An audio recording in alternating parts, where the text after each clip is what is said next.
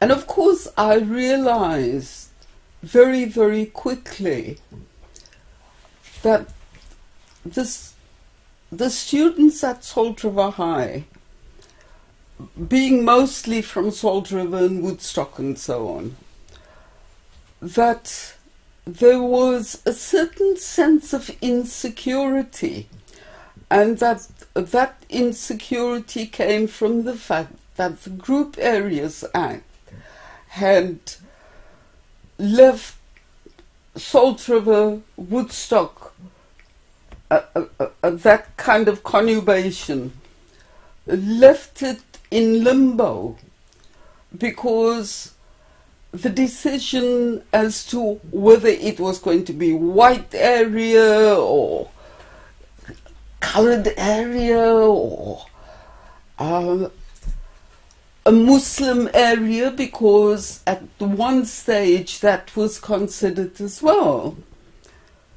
Now I remember Mr. Hankon, the headmaster, needed a teacher to teach religious education, which of course was compulsory, though not usually carried out. But I volunteered to teach religious education because my view was, and still remains, the contention that you don't teach young people what to think. You get them to think for themselves. And sometimes, as you may remember, during those classes for religious education, coming from somebody who is a confirmed atheist, right, I picked up on what religion actually teaches. You know, that no religion, and certainly not the three Abrahamic religions, that they do not encourage people to do harm. They encourage people to do good. Of course, how you do that good, right, religion doesn't always have the answer. And the students there were quite agitated, though a lot of them were confused, understandably so, because what was coming out of Soweto and elsewhere in the then Transvaal was this thing around Afrikaans. And since our kids in Cape Town were all Afrikaans speaking anyway, that is what confused them, right? What's the problem with Afrikaans? And I use the opportunity to say, right, no language is racist. It is how the language is used and the reasons for using the language in a particular way, right, that encourages racism, that is the problem. But because the kids were insecure, because Salt River and Woodstock had become this area in limbo, it didn't take very long for the kids there to understand that their insecurity, their parents' insecurity, the threat of being moved out, right, in this awesomely cruel way in which people were dispersed. And I think it is worth mentioning now that more people in the Western Cape, or certainly on the peninsula, right, were moved than people anywhere else. All those areas, Ponteheerville and Modderdam and God knows, you know, those people on the Cape Flats, right? All people who were moved, right, from District 6 and even parts of Salt River, Woodstock and so on. So it was that insecurity with a dawning realization, right, that actually they can protest. People can protest. And it was the kids at Salt River High, right, who took the initiative. It wasn't Harold Cressy in the beginning. It wasn't Harold Cressy. It wasn't Trafalgar, right? But elsewhere in Athlone and so on, were the teachers there, too. Not all of them by any means, but quite a few teachers, many of them who came from the unity movement, right, who then decided that, well, something here, right, is worth getting our kids to understand what it's about. The teachers didn't necessarily say go out and protest and throw rocks or whatever, right? But they did get the students to understand, right, what apartheid meant in all its cruelty, and what the ultimate purpose of apartheid was, which was to subjugate the majority of the people. Was that it came to my notice that the students were going to join students in Athlone for a demonstration. And I got into my car with Rashid, the PE teacher. Rashid Khan. Rashid Khan. Yeah, he's passed on now. Oh, I see. Yeah. And Rashid and I drove out to Athlone. And the police were actually quite agitated. And it was, well, two things happened that stick out in my mind. The first was that a group of white students from the University of Cape Town came along, a little contingent of them, with a banner which said, "Don't start the revolution without us." And I remember Rashid saying, "No, wat the fuck wil hulle ons moet doen, ons moet wag."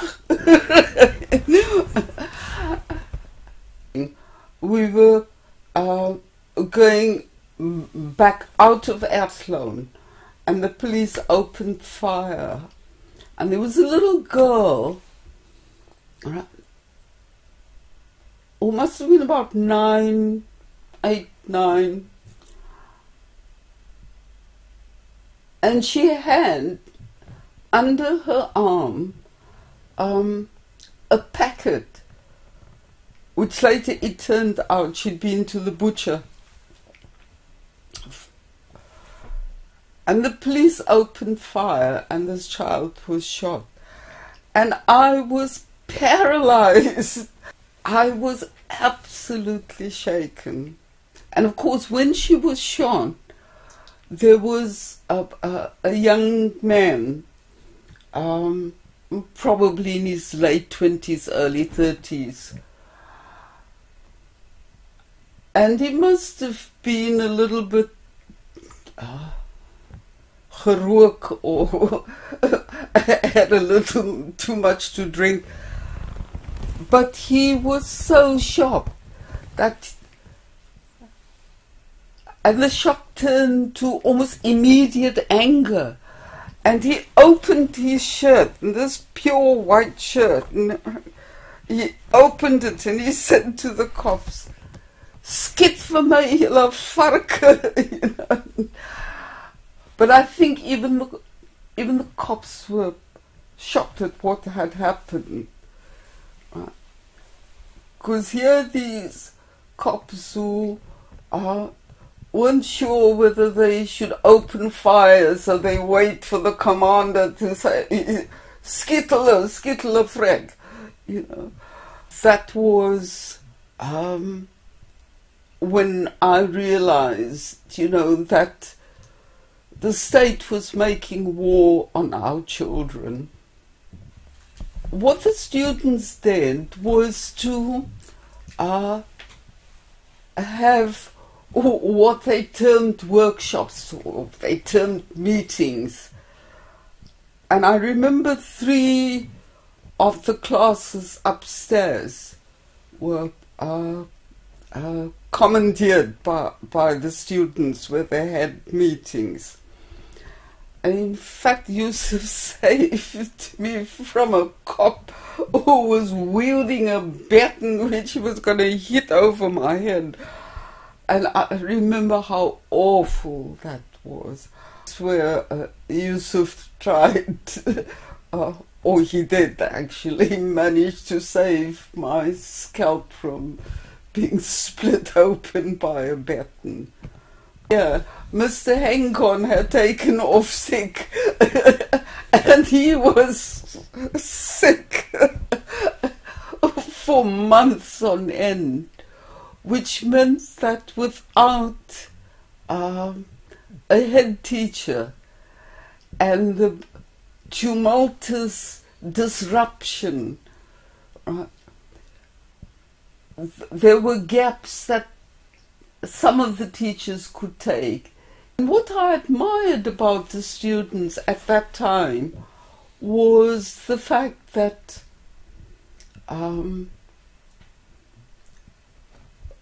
they used their time to get together to discuss what was happening in the country. Right? And I was quite amazed by some of the things the students said.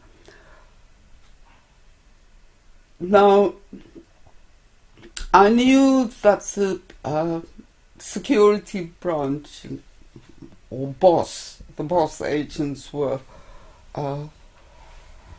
searching for me, and I mean it was a lot of ducking and diving and having to do what needed to be done, you know, without laying myself open to the wrath of the state, which eventually, of course, they got me. They got Yusuf,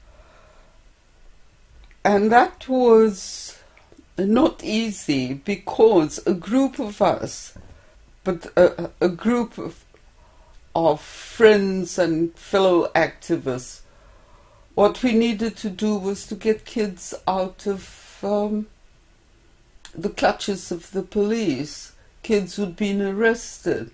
My friends and I, who turned to the Christian Institute, and we got the bail money, right, from the Christian Institute, who in turn got it here from Defence and Aid and so on, and you know, contributions from various quarters.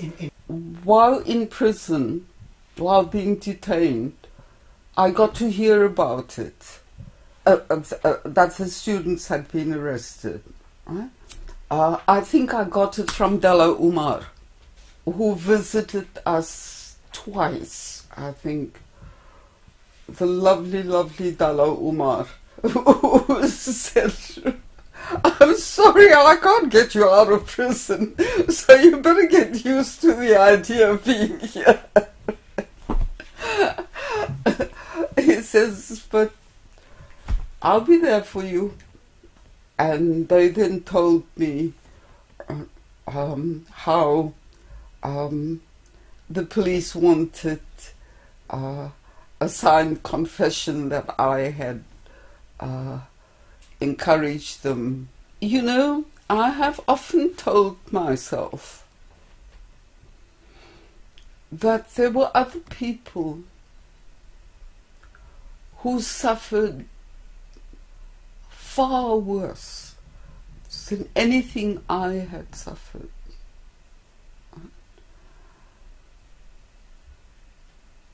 Because remember, we were some of the first detainees, right? Where the Minister of Justice didn't know what to do with us. Right?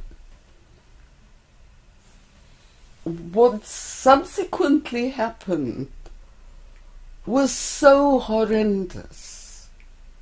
The actual arrest, though anticipated, nevertheless was a shock to my system when it did happen, when there was a banging at the door. There were two male cops and a woman.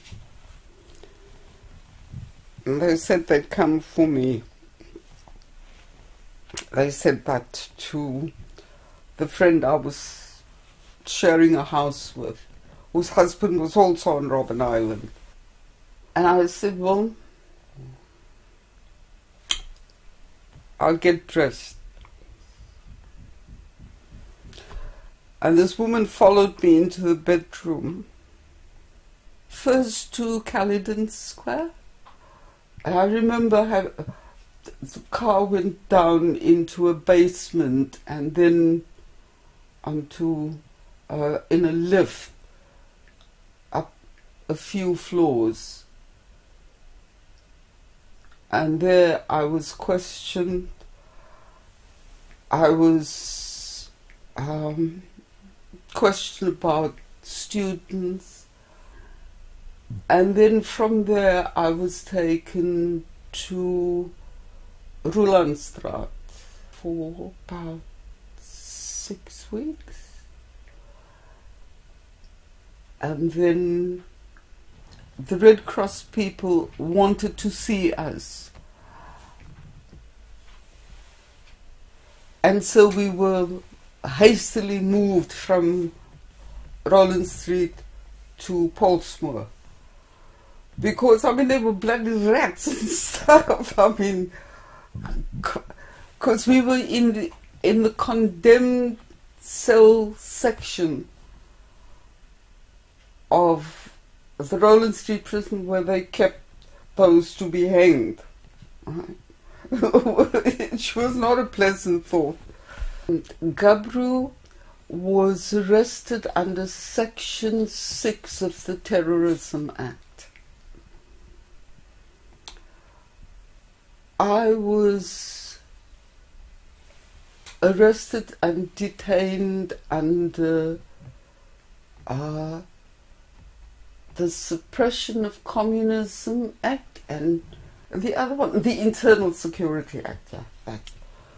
And actually would have welcomed was for me to be charged, right? Because I was never a member of the Communist Party, right? And they would have to prove. They kept us in solitary confinement, but it wasn't that problematic. It took me, say, 3 days to learn how to modulate my voice. And one of the great things is how adaptable, how, I'm not saying people get used to that deprivation, but how strength kicks in, and often a strength that is motivated, right? by anger. So it was my anger, right, that kept me going. What happened subsequently was that a house arrest order was prepared for me, and I managed to evade the police for quite some time. I then returned to Cape Town, got it with borrowing cars, exchanging cars and so on, for us to flee the country. Flee to where? We went into Botswana. And I would not have done that had there not been a house arrest order for me, because my view was, you can arrest me, you can put me in jail, but there's no bloody way whatsoever that I'm going to be my own jailer. Right? No way. And I thought to myself, maybe I can be of some use elsewhere. And so we spent 6 months in Botswana. Then we went to Germany. And while in Germany, we were offered Humboldt scholarships. And I just figured life is too short to go and learn German, because he's white, and so, obviously at that stage couldn't get married in South Africa. But A, because he's white, eventually the Brits allowed us in. They weren't too happy about me, right? But they allowed us in. I've been here ever since. Ours is a country that never knew democracy. And to overnight turn a country from an oppressive authoritarian state into a democratic country is really asking for a hell of a lot. Political organizations, political entities, and the leadership within such entities promise far more than they're going to deliver. But we also watch as, say, the Freedom Charter became the mantra, right? There'll be this for everybody and that for everybody. And in a country, right, where people had very little understanding of democracy, it's a small elite that understood or learned to understand what democracy means, some more so than others.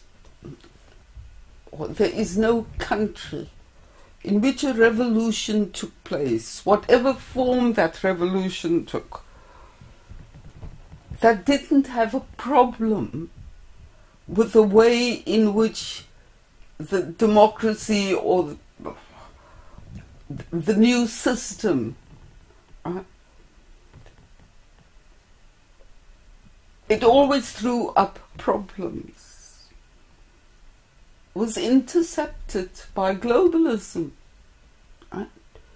So there are all sorts of things that militate against our understanding of democracy and our hopes, right, for a democratic dispensation that works for everybody.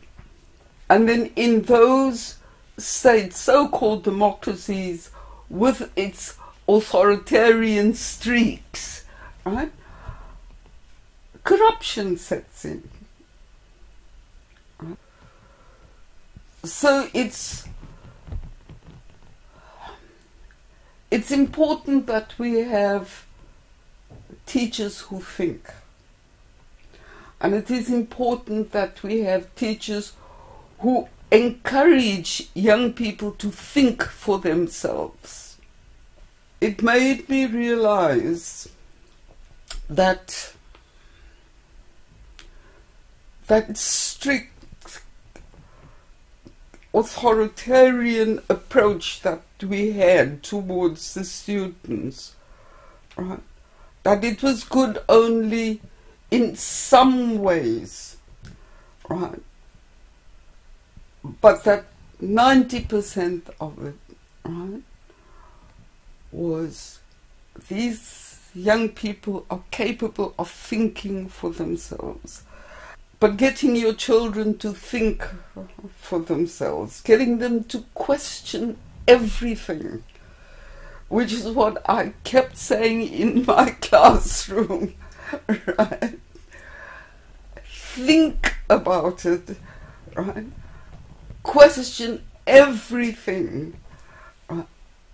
Don't believe everything that I say.